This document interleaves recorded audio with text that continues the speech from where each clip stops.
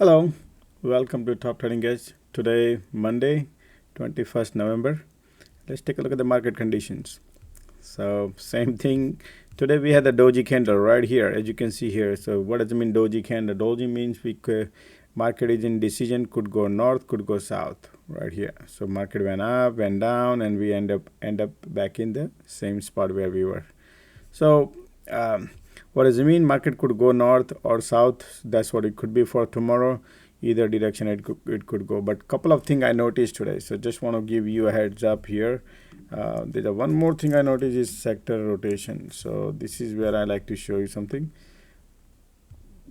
But today morning I noticed, look, in the energy sector it was 4% down energy, and then it bounced back. But it was 4%, so the money was moving out, and then again put back the money back in. So consumer discretionary, which is Tesla, Amazon, went down crazy today. So these are the two sectors got heavily hit. Consumer sector, consumer discretionary, as well as the energy right here. Those are the two sectors, plus technology right here. These are the three sectors got hard hit right here. You see that? Right here. So, all right, so let's take a look at it. What exactly happening here? So if you take a look at what I notice is the doji candle, but look at the VIX today. VIX was down almost 3.5% right here.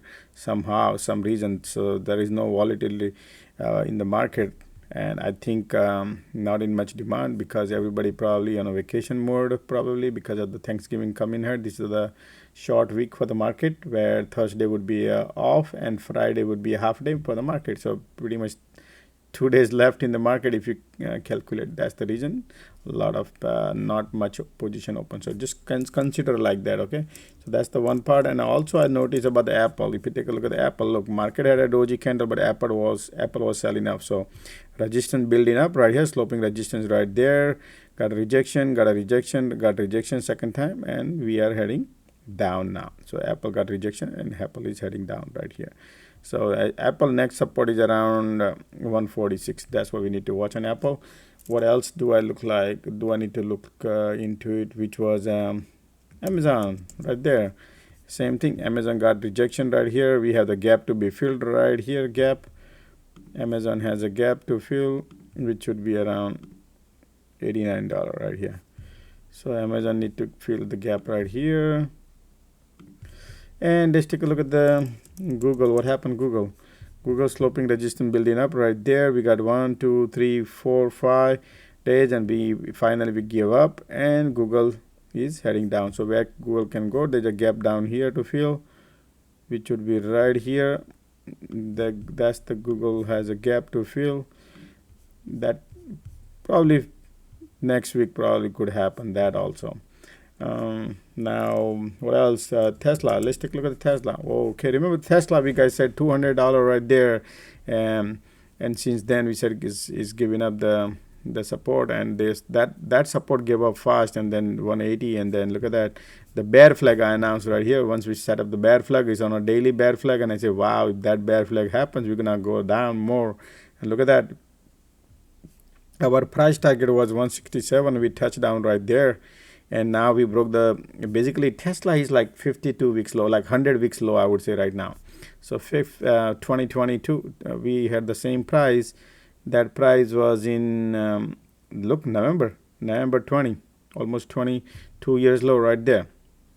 So we broke that, and there is a gap here. Tesla has a gap right there. Tesla has a gap right here. That's why we need to fill the gap. Let me show you the gap. All right, so this is the gap to be filled right here. That's the gap. What price is that? All right, 137 has a gap right here. So did you see the gap right here? You see that gap? There's a gap to be filled, which is 137. But that's not my price target. My price target is $78 because of the trend line coming all the way here, and financial fundamental combine all together. The trend line broken, linear line tested, linear line broken. Now we are heading to test the trend line always back.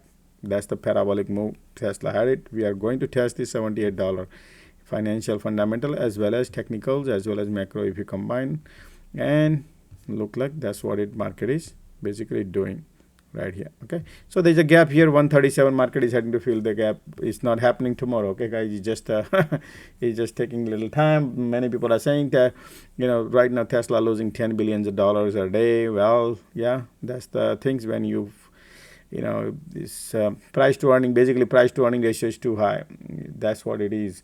People say, oh no, that all the cars coming out of Chinese cars are cheaper than US car is not profitable. Well, that's the part of the game. We are into it. Then also I notice about, let's take a look at the Bitcoin. Because Bitcoin went down today right here. If you take a look at it, Bitcoin, I made a video here. We tested the support. We broke the 15,500 and then little, right there dangling around at 15,500. So still, but once we break the Bitcoin, couple of things I noticed about the Bitcoin, guys. We got to be very, very careful on Bitcoin. There's a lot of pumpers and dumpers out here in the market, and they all need to understand, guys. Okay, these, these are political things, and you got to understand these. This thing is right now is not going to happen. You got to give a little time because, we all know that right now, Bitcoin has a very, very hard time. Remember, this is not a derivative, guys. Once things are not derivative, you got to be very, very careful, particularly in this kind of environment, right? So Bitcoin is our price target 11,000, and that's where it is heading basically right here.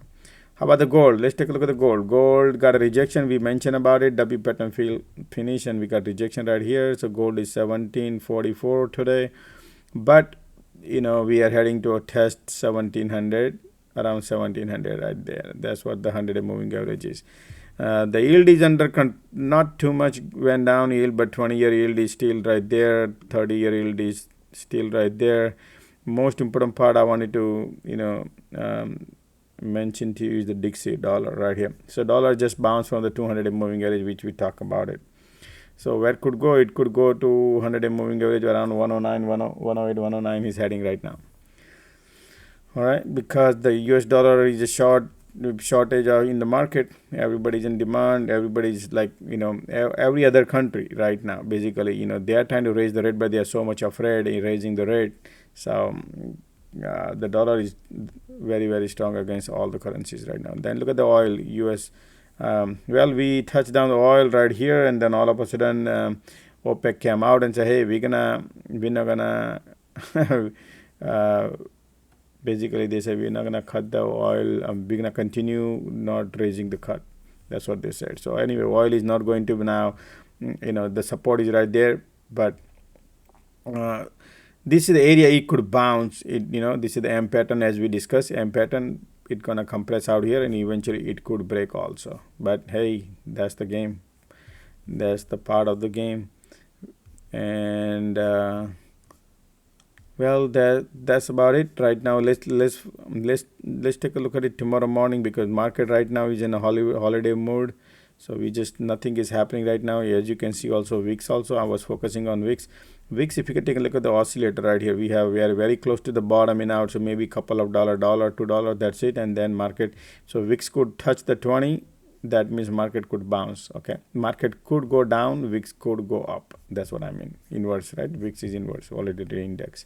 So that's what I can see right now here, guys. All right. So see you tomorrow morning. We are every day live, morning 9:30 to 4. See you tomorrow 9:30. Thanks. Bye.